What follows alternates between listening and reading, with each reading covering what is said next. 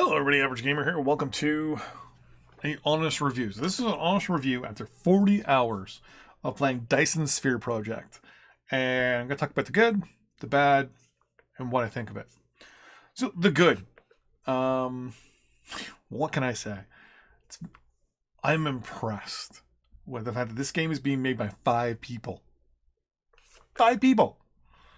And how polished it is. This game has less bugs in it than Destiny does. Destiny is made by like a couple of hundred people. And there's bugs all over the place. How many? Cyberpunk 2077. Bug-ridden dumpster fire. A couple hundred people there. If not, maybe even like several, like 300-400 people working on that game. 5-6 years in development. Still, rubbish pile of of bugs and stuff like that. This thing comes out $20, made by 5 people. I haven't come across a single bug yet in over 40 hours. No, mind you, is the game perfect? No. Is it fun? Yes. How long does it take to probably get to the end game? Maybe 100 hours. Because where I am is roughly halfway, and I can see where I'm almost at the point where I can start to actually start building stuff, like the big things. Logistics wise, it's fun. Factory wise, it's fun. Is it like Factorio? Yes and no. Is it like Satisfactory? Yes and no. Is it like Planetary Annihilation? Yes and no. And we're going to start with that last one. So in Planetary Annihilation, you get resources, build up units, either destroy planets or invade them and take them over. In this game, you get your resources, build your factories and warehouses, go to other planets, collect their resources, and then build a Dyson Sphere. This is awesome. You get the factory stuff from Satisfactory and Factorio, with the complexity of the two combined as well. But you also get the art style of Planetary Annihilation. And the ability, like Planetary Annihilation, to move from planet to planet to planet. What do I mean by that? Well, let's go to, there we go. This is my starting. Keyword here is starting solar system of 65 solar systems. Every starting solar system, from what I understand, starts roughly the same. You get you're on a moon, orbiting a gas giant, and then there's an inner planet and an outer planet. What the inner planet and outer planets are changes differently. I've started 3 or 4 different games just to see kind of how the roles are. And 50% of the time, the outer planet is a lava planet or just a barren moon, or an ice planet, and that's about it. I had a gas giant once. So I had 2 gas giants, but I didn't have an extra planet here. That, I think, was a bug, because I was looking into it and I realized that my inner planet didn't have titanium, outer planet didn't have titanium, but the gas giant did have titanium, and there was no way for me to get it. So I had to restart that one. But I think that's the only bug I've actually come across so far. But yeah, so you start with 3 planets. Well, technically 3 planets and a moon. You start on the moon. And your plan is to build up, collect all the resources, and build this Dyson Sphere. The game has this natural good progression of you start on your original planet, and even the game tells you at a certain point, hey, you need titanium and silicon. Neither of them are on your planet. You need to up an atom and go find some on another one. So it also kind of pushes you away to another planet. Now, a couple things about this I'll get into that I didn't like next, but I like the fact that even early on, they're like, get out there, buddy. Go look around there, bud. Come on. Very interesting. I like it. I like the fact that when you're your planet, you're guaranteed you're starting resources on your initial area, which is good. I like the fact that also you can, yourself go to all these planets. You don't need to like build a special ship and fly there or whatever, and then you're stuck there for a while till you build something else to do something, then fly away to another one. like almost like saved instances. Here it's live. You're going back and forth. You can see all the little ships I got going on that are bringing titanium from Seldamaki 4 all the way into my inner planet, Seldamaki 1. And there's a gas giant over here that's bringing up deuterium and the helium, or no, hydrogen, and bringing that in there for me to make basically power cells, so I can then power my factories on those planets, which is really cool. I like the fact that you can do just that. You can actually specialize your planets. So what we're looking at right now is me. I have gotten to the point now where my original starting planet, I'm just using it to collect its resources, and I'm turning the planet that's barren for me, my inner planet, into basically a hive world. I'm going to be moving all my factories and everything over to it, and it's going to be producing everything for me for now. And then the other planet, Seldamaki 4, it's going to be the same thing. It's basically just going to be a large, like basically just a large planet for me to mine. The only difference between Seldamaki 3 and 4 is that 3 has water. No other planet I have has water. So I've made it specifically so that I can get water from that planet as well to my factory world, because I need water for certain things. I like the fact that I had to contemplate, not only do I have to worry about logistics on a planet, but now I have to think of them on a solar system. And then, once we get even past that, we have to worry about the fact that there's multiple solar systems in our little star cluster. It's not a universe. It's not a galaxy. That is my biggest pet peeve about watching other YouTubers and people talk about this game. This is not a galaxy. This is not a universe. This is a star cluster. Star clusters make up spurs. Spurs make up arms. Arms make up the galaxy. Welcome to the Milky Way. Welcome to Astronomy 101. My name's Average Gamer. And that's Black Hole. So basically, for example, if you want to think of it this way, Earth. Earth is in the Milky Way, on the Orion spur, on the Orion arm. I'm trying to remember which. I think it's the Orion spur. Like it just happens like coincidence, or we're on the blank spur on the Orion arm. Most people are like, "Oh yeah, we're on the Orion arm. We're where we are." It's like technically yes, technically no. Technically we're on the outskirts of the arm. If you want to think of it as a major city, if the arm is the major city, we're just outside of the suburbs. So we're like. I'm going to use my own area as an example. There's the GTA, the Greater Toronto Area. We're up in Midland. Midland is close to Barrie, which is a okay sized city, which would in this case would be our cluster. And then, the next stage up would be the Greater Toronto Area, which would be the arm, and then the province of Ontario would be the galaxy. So, a little bit of Astronomy 101 there for you. Except I don't know the name of the spur that we're on. And I know someone's going to Google it and put it in the comments. But yeah, so this is a fun game. I love the aesthetics. I love how it plays. I love a lot about this game. It is fun. It is entertaining. You can destroy a night playing this game already. And I say that because I have. Funny enough, last night, no internet, didn't have internet till this morning, and finally had the tech come out to fix our internet, and holy smokes, did I kill an entire night.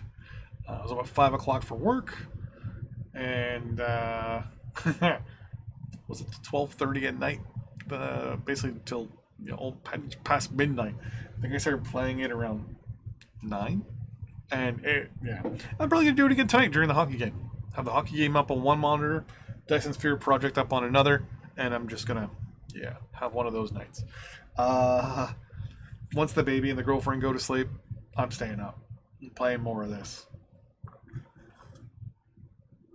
So that's a lot of the good stuff. Logistics. I wanted to mention logistics. So planetary logistics is really cool, where you have drones flying around. Going from one location to another. So here, for example, I've got raw iron, raw stone and raw coal going into this, which is a planetary logistics station that has drones. There's no drones because I set my thing up in a certain way, but they're set to supply. I also I'm using a thing to increase the time frame of the game, so ignore my speed here. But then you come over here, and this thing says, hey, remote supply for anything not on the planet, and it's local demand, meaning this is going to demand all the iron, copper, and water on this planet. It's like, hey, is it being produced? Oh, it is. Well, can I have it, please? And it will bring it in here. And I'm loving that. Because then what you can do is go off-world and place another one of these and say, local supply. Or sorry, remote demand. Remote demand means I want it. So remote, in this case, is I'm demanding it from a remote location. So I can go to my inner planet, build a bunch of these and say, okay, well, I want the one in the North Pole to ask for titanium and hydrogen. So I can build hydrogen fuel cells. Well, guess what? I'm gonna show you that right now. I just had to turn off the little cheat I was using to get the speed up. Come on. Oh, here we go. There's our gas giant. And I also like the target system. So if you look down on the bottom of the screen there, that is actually... No, there's the other planet there.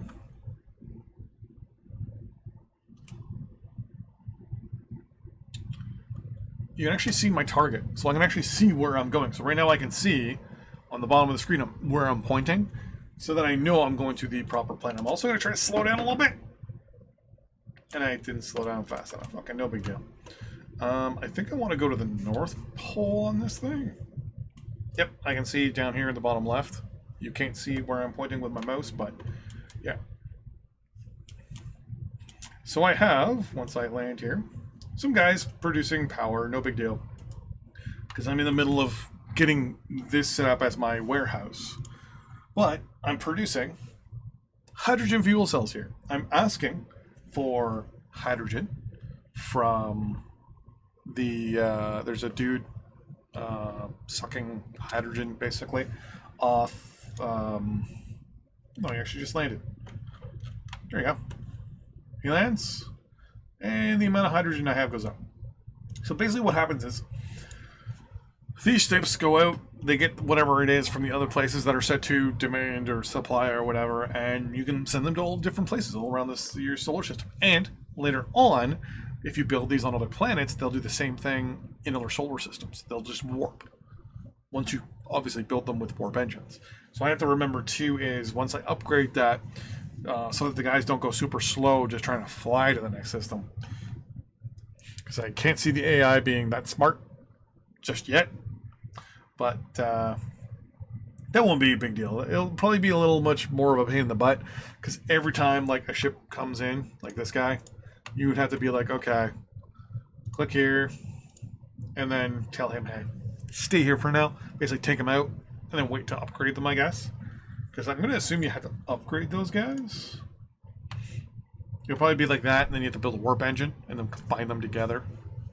A lot of those other games. So, all in all, very good game. Problems with it. So, my first problem is the fact that I've been rambling on for 15 minutes about it. So, my first problem. It doesn't feel that complicated. Yeah, every now and then I'm sitting there looking at something, trying to figure it out, but it feels like it's missing something. I feel like it's just like I know they're planning on putting a lot more in, but to me, it's like it feels like it's missing something. Like there needs to be some more stuff to take your teeth into. For example, the ore system. So there's iron, copper, silicon, titanium, stone, coal, water, hydrogen, deuterium, fire ice. And there's one other raw resource in there somewhere. It's okay. I don't know. It feels like there's not enough for 65 solar systems. Like there should be some. I'm pretty sure there's just stuff I haven't found yet, only after 40 hours. But I've definitely gotten to a point in the game where it's like I feel like there should be more. Like there's no aluminum. You don't do anything with aluminum. Copper is basically just used to make plates. Iron ore is used to make basically just two things: plates or basically these donuts things, which is just weird. It's almost like like when you think of it like a little circular metal donut. Don't quite understand. Like basically a magnet, a small little magnet. Basically, you're smelting it down, turning it into a magnet somehow by melting it. That's cool and all that stuff, but it's like you make diamonds through coal. You turn it into graphite. Turn coal into graphite. Graphite into instead of turning it into kimberlite, you just turn it right into diamonds. It's one of these things where it's I can see where they've tried to simplify things, just because the sheer amount of planets they have to do and stuff like that. But I feel like it should be like also planets should specialize in certain materials. Like there should be a planet that's mostly titanium, like 99% titanium, or mostly silicon and things like this. That would be interesting. Number two, or the next thing I should say, is the ability to do some sort of cracking. I would love to be able to, instead of like you can put basically a orbital vacuum cleaner basically on gas giants and suck up all the hydrogen and helium and deuterium and whatever it's made of. You can basically vacuum it up, which is cool and all. I have no problem with that. I would love to be able to do something like that on a regular planet. Be able to be like, okay, I want to put this thing in orbit and I just wanted to fire a laser into the core of this planet and just start harvesting the planet. And just see, like, even have it so that the planet becomes unavailable at that point. Like, you've drilled into it and you've made it completely unstable and you just see the whole planet crack to the point where it's all just like a lava almost. Or, like, you can't land on it anymore. It's all just cracked and lava-y and all that stuff. Which would be cool, because there already are volcanic planets. And basically all you're doing is you're just using this thing to shoot the planet, and you're just basically kind of like an orbital drilling station. And you're just drilling into the planet and just sucking everything out of its soul. Which is cool, because right now the planets themselves are the things that have all the materials, right? Yeah, some of it's on the surface, but it's like the planet has everything. So that will be cool. If it gave you a breakdown of what the planet was made of, and then what was on the surface. So you can mine everything on the surface first, and then as a end game thing, put 1, 2, 8, 12, whatever these things you can do around the equator and at the poles, and just drill right into the planet and just start vacuuming it up. And then just leave it basically as a husk. Like have it so that it's also spitting out garbage. Like you just see it sucking in at one end and just throwing garbage into orbit, or even just like have it coming out and then coming back down, so that it's sitting on the planet and it's just drilling in and it's throwing dirt and dust back out for the stuff that's useless. Because I mean, rock is good, but you don't need it. It'd be interesting too if you could also then, with the Dyson spheres, which you build, they're just for power. Why not be able to harvest the sun and start drilling into the sun and harvesting everything inside the sun? Because there's stuff that's in the sun that's not going to be in planets. Your uranium, cadmium, well, obviously iron, copper, diamond, hydrogen, helium, sathium, all these different like special materials are in these suns. You should be able to just build even a Dyson sphere, or even have it so that it's a mining sphere, where it's not even a Dyson sphere as much as it is basically just a framework of basically these orbital miners that are just firing into the sun and sucking it for all its stuff. And then basically all it does is it goes from like a red dwarf or an O giant or an O type star, and just keeps getting smaller and smaller and smaller until it becomes just a brown dwarf with nothing left on it. There you go. It's just a husk. And then you just move on to the next solar system. I would love something like that. Like, there's so much potential for this game to have like these massive things. Because right now people are building Dyson spheres. And it's like, okay. It's just there basically as a large solar array. I want more. I want something with substance. So that'll be interesting.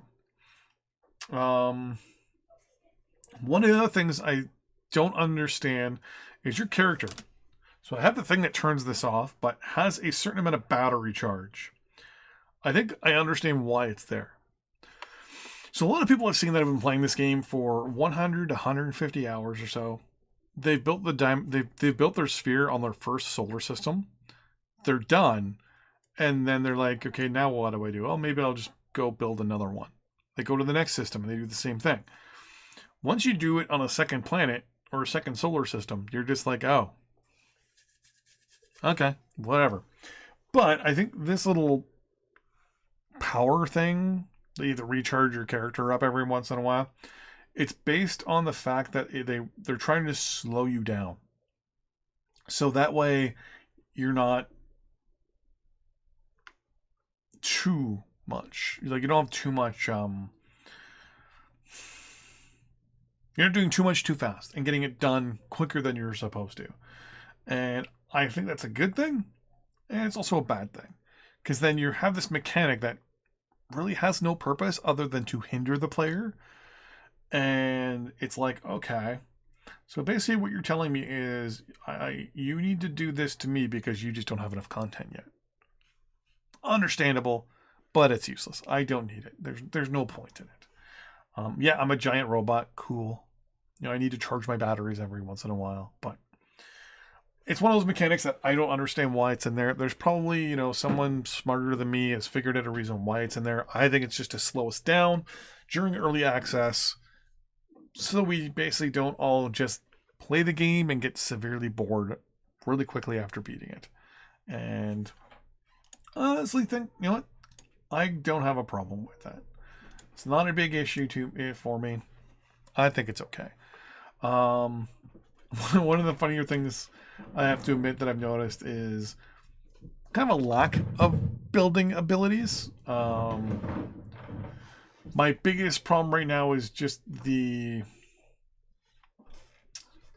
lack of verticality.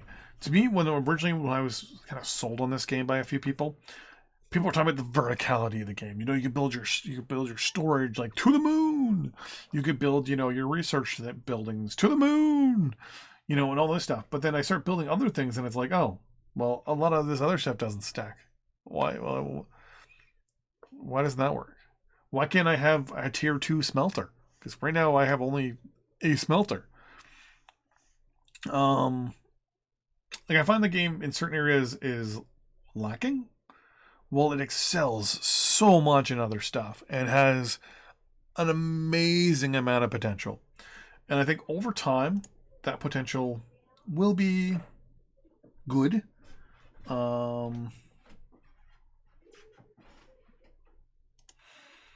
But it needs work. It's not perfect. It's still on early access. Is the game a buy? Obviously, for me, it is. I'll never tell people whether they need to buy this game or not. But honestly, I like this. Already put so many hours into this game, and I'm not even that far in yet, and I am loving this game. I think this game is definitely worth the $20. I think it was $20 or whatever I paid for it. It was worth it. It's a good mix of Planetary Annihilation, you know, Factorio, and Satisfactory. It's got its quirks. And as another YouTuber says, it's got its quirks and features. But overall, I'm liking it. It's very enjoyable. And If you like Factorio, if you like Satisfactory, and you like Planetary Annihilation, I think you're going to like this. Because I like those things, and I like this game. Girlfriend doesn't like it, though, because I'm playing it too much lately. Kind of ignoring her and the baby a little bit. But it's a very good game. Not going to say you should buy it, but I did. Thanks for watching. See you next time. Bye-bye.